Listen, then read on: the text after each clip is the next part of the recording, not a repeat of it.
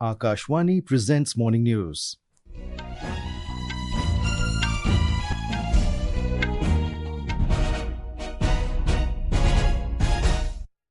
Good morning, I am VC Pramod. The headlines. Prime Minister Narendra Modi lays foundation stones and dedicates development projects worth 10,000 crore rupees in Haryana. Startup QNu Labs launches world's first unique platform Q Shield, empowering enterprises to protect their critical infrastructure. Over 200 patients, including those in critical care, rescued safely after a massive fire in Lok Bandhu Hospital in Lucknow. Second round of talks between the United States and Iran on Tehran's nuclear program likely to take place in Rome. Met Department forecasts heat wave conditions in isolated pockets over Rajasthan and Gujarat during the next 2 to 3 days. And in IPL T20, Chennai Super Kings ending 5-match losing streak register 5-wicket win over Lucknow Super Giants. Prime Minister Narendra Modi has laid foundation stones and dedicated development projects worth 10,000 crore rupees in Haryana. On the occasion of the birth anniversary of Dr. Bhimrao Ambedkar, Mr. Modi laid the foundation stone for the third 800-megawatt unit at Deenbandhu Chotu Ram Thermal Power Plant in Yamunanagar. This project is an expansion of the existing plant that currently operates 2 into 300 megawatt units. The project is targeted to be completed within 52 months. The Prime Minister also laid the foundation stone for a Gobar Dhan plant in Yamunanagar worth 90 crore rupees. The plant will have an annual production capacity of 2,600 metric tons of compressed biogas. Mr. Modi also inaugurated the Rewari bypass, which has been built at a cost of 1,069 crore rupees. अब रेवाड़ी के बाजार, चौराहों, railway फाटकों पर लगने वाले traffic jam से लोगों को छुटकारा मिल जाएगा। ये 4 लेन का बाईपास गाड़ियों को बड़ी आसानी से शहर से बाहर निकाल देगा। दिल्ली से नारनौल की यात्रा में 1 घंटा समय कम लगेगा। हमारे लिए राजनीति सत्ता सुख का नहीं, सेवा का माध्यम है। Lauding the hard work of Haryana's farmers, the Prime Minister emphasized that the governments at the centre and the state stand as a steadfast partner in joys and challenges of farmers.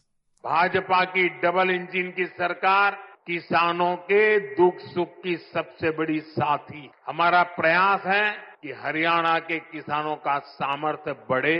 Haryana की भाजपा सरकार अब राज्य की 24 फसलों को MSP पर खरीदती है। हरियाणा के लाखों किसानों को पीएम फसल बीमा योजना का लाभ भी मिला है। पीएम किसान सम्मान निधि से 6,500 करोड़ रुपए हरियाणा के किसानों के जेब में गए।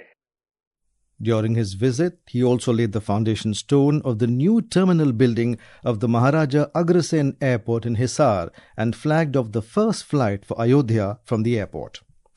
Supreme Court Justice B.R. Gavai has said that the Constitution has stood the test of time and made the country strong, stable and united. He was speaking at the first Dr. Ambedkar Memorial Lecture organized at Dr. Ambedkar International Centre in New Delhi yesterday. Justice Gavai said in the past years, the country faced various external aggressions and internal disturbances, yet it remained united and strong, with the Constitution being amended from time to time to adapt to the changing needs. Minister of State for Social Justice and Empowerment Ramdas Athavale outlined several flagship initiatives undertaken in India to translate the ideas of Dr. B.R. Ambedkar into transformative action. Delivering the keynote address at a discussion at the UN, Mr. Athavale underlined the relevance of Dr. Ambedkar's vision in the context of Sustainable Development Goals. Meanwhile, New York City Mayor's office announced that the mayor has proclaimed 14th April 2025 as Dr. Bhimrao Ramji Ambedkar Day. QNu Labs, one of the startups selected by the Department of Science and Technology DST under the National Quantum Mission, has launched the world's first and unique platform Q Shield. It empowers enterprises to protect their critical infrastructure. It also enables seamless cryptography management across any environment, including cloud, on-premises or hybrid, on the occasion of World Quantum Day. The Ministry of Science and Technology in a statement said that QShield enables various services like Cosmos for key generation, QConnect for secured connectivity, and QVerse for secured collaboration. The launch of this platform adds one more step in India's journey towards global leadership in quantum technology. The 6th edition of the National Highway Excellence Awards 2023 will be held today in New Delhi, aiming to encourage innovative practices and recognize professionals for their excellence in national highway development. The award serves as a platform to celebrate outstanding achievements in the national highway infrastructure sector. It honors both individuals and stakeholders for their contributions to the construction and maintenance of high-performing highway assets across the country. Telangana Chief Minister A. Revant Reddy launched the Bhu Bharati Revenue Portal in Hyderabad last evening.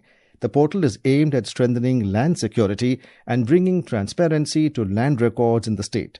Addressing the officials on the occasion, Mr. Reddy said the Bhu Bharati portal will provide permanent solutions to land issues through a dispute-free revenue policy. The Bhu Bharati Revenue Portal has been rolled out on a pilot basis in 4 mandals: Khammam, Mulugu, Kodangal and Kamareddy blocks in the state. Mandal revenue officers will visit every revenue village in these mandals to resolve all pending land-related issues by the 1st of May. This is Akashwani giving you the news. For quick news updates round the clock, follow us on our X handle @AIR News Alerts. And for details of these stories and more, log on to our website www.newsonair.gov.in and download the News on AIR app. The second round of talks between the United States and Iran on Tehran's nuclear program is expected to be held in Rome on Saturday. We have a report. Italian Foreign Minister Antonio Tajani, during his visit to Japan, announced that Rome has agreed to host the meeting following requests from the negotiating parties and Oman, which is acting as a mediator. He said that the Italian government is ready to do everything necessary to support negotiations that would help resolve the nuclear issue and promote peace. However, there has been no official confirmation of the venue from either Iran or the United States. The first round of indirect talks between US and Iranian officials took place in Oman on April 12. Both countries have said that they had held positive and constructive talks, although the negotiations remain indirect, with Oman acting as a mediator. Meanwhile, Iranian Foreign Minister Abbas Araghchi will travel to Russia this week for consultations regarding the nuclear talks with the US. Vishnu PS, Akashwani News, Delhi. The British government is scheduled to host a conference of foreign ministers from nearly 20 nations and organizations at Lancaster House in London today, in an attempt to move Sudan closer towards peace. The conference comes on the second anniversary of the start of a civil war in Sudan that became one of the world's biggest humanitarian crises, leaving half of Sudan's population short of food and over 1 crore people displaced internally. Ahead of this conference, the United Kingdom has also called for an urgent United Nations Security Council meeting over the conflict in Sudan. Back home in West Bengal, Additional Director General, Eastern Command of the Border Security Force BSF, Ravi Gandhi, visited Samsherganj of Murshidabad yesterday. He had a review meeting with the DGP of West Bengal, Rajiv Kumar, ADG South Bengal, Supratim Shorkar. Senior police officers of Jangipur Police District and other senior ranked police officials of various districts of Bengal were present at the meeting. ADG said BSF and police would jointly work to maintain peace and order in the violence-affected areas of Murshidabad. On the other hand, a large number of people from these areas of Murshidabad are living in the relief camps at Vaishnav Nagar in Malda district. Union Minister of State of Education and BJP State President Shukant Majumdar visited the people in the relief camps. The Rashtriya Lok Janshakti Party has announced to sever ties with the National Democratic Alliance. This announcement was made by party president and former Union Minister Pashupati Kumar Paras on the occasion of Ambedkar Jayanti in Patna. Addressing party workers, he said that there is no worth in remaining with the BJP-led NDA alliance. He added that the party will explore a new alliance in Bihar that values and respects it appropriately. Himachal Pradesh is celebrating its 78th Foundation Day today. On April 15, 1948, the state was formed by merging 30 small and large princely states. Since then, April 15th has been observed every year as Himachal Day. This year, the state-level main event is being held at Killar, the headquarters of the remote and tribal Pangi Valley in Chamba district. For the first time, the state-level Himachal Day celebrations are taking place in Pangi Valley, generating great enthusiasm among the local residents. Moving on to the world of sports, in the IPL T20, Chennai Super Kings ended their 5-match losing streak with a 5-wicket win over the hosts Lucknow Super Giants at the Ekana Cricket Stadium last night. We have more from our correspondent. Chasing a target of 167, Shivam Dube provided a crucial middle-order contribution with a steady 43 of 37 balls, stabilizing the innings. However, it was skipper Mahendra Singh Dhoni's blistering knock of 26 of just 11 deliveries that powered CSK past the finish line in 19.3 overs. Today, Punjab Kings will host Kolkata Knight Riders in Chandigarh at 7:30 p.m. Punjab Kings pacer Loki Ferguson has been ruled out indefinitely from the tournament due to an injury. Moreover, CSK have picked up Ayush Mahatre as the replacement for the injured Ruturaj Gaikwad, while Sunrisers Hyderabad have signed Smaran Ravichandran in place of the injured Adam Zampa for the remainder of the season. Moving to 15th Hockey India Senior Men National Championship 2025, Madhya Pradesh and Punjab will face each other in the summit clash at Jhansi, Uttar Pradesh this evening. The match is scheduled to begin at 7 p.m. Next update is from shooting, where the ISSF World Cup 2025 will begin today at Lima in Peru. A 42-member Indian contingent will compete across the three disciplines: rifle, pistol and shotgun. Last we have from chess, where world number 1 Magnus Carlsen of Norway has clinched the freestyle chess Grand Slam 2025 in Paris, France yesterday, while Indian Grandmaster Arjun Erigesi defeated MVL of France and bagged 5th spot with $50,000 prize money. Chirag Jha, Akashvani News, Delhi. In Uttar Pradesh, over 200 patients, including those in critical care, were rescued safely and shifted out of the hospital after a massive fire broke out in the second floor of the Lok Bandhu Hospital in Lucknow last night. The incident created panic among patients and hospital staff. Chief Minister Yogi Adityanath took cognizance of the fire incident and instructed officials to ensure that all affected patients receive immediate medical attention. Uttar Pradesh Deputy Chief Minister Brajesh Pathak, who reached the spot late last night, praised the prompt response of the hospital staff and emergency services. लोक बंधु hospital में duty दल पर धुआं देखा गया था। उसके बाद मरीजों को शिफ्ट करना प्रारंभ किया गया। सभी मरीजों को रेस्क्यू कर लिया गया। लगभग 200 मरीज थे और कोई हताहत नहीं हुआ है।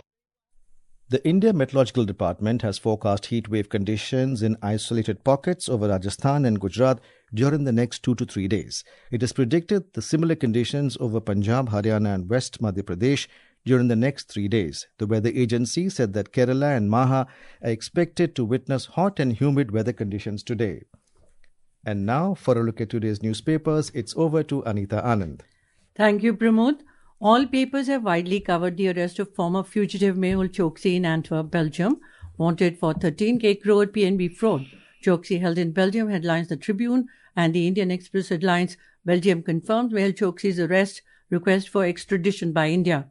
Congress made SCs, STs, OBCs second-class citizens as PM is the lead in the Asian Age. PM slams Congress for appeasement politics, is the lead in the Statesman. The papers add that in his speech at Hisar, PM reiterated his government's resolve to continue with the agenda of inclusive development. Most papers also report on their front page the recovery of 300 kilograms of drugs off the Gujarat coast. The Hindu reports 300 kg drugs worth 1,800 crores seized off Gujarat coast. And finally, a story in Times of India says that an olive ridley turtle has pulled off a hitherto unheard of feat, swimming 3,500 kilometers from Odisha coast to Konkan coast in Maharashtra. And with that, it's back to you, Pramod. Thank you, Anita. And now, before we end the bulletin, the headlines once again. Prime Minister Narendra Modi lays foundation stones and dedicates development projects worth 10,000 crore rupees in Haryana. Startup QNu Labs launches world's first unique platform, Q Shield, empowering enterprises to protect their critical infrastructure. Over 200 patients, including those in critical care, rescued safely after a massive fire in Lok Bandhu Hospital in Lucknow. Second round of talks between United States and Iran on Tehran's nuclear program likely to take place in Rome. Met Department forecasts heatwave conditions in isolated pockets over Rajasthan and Gujarat during the next 2 to 3 days. And in IPL T20, Chennai Super Kings, ending 5-match losing streak, register 5-wicket win over Lucknow Super Giants. And with that, we end the morning news. Have a nice day.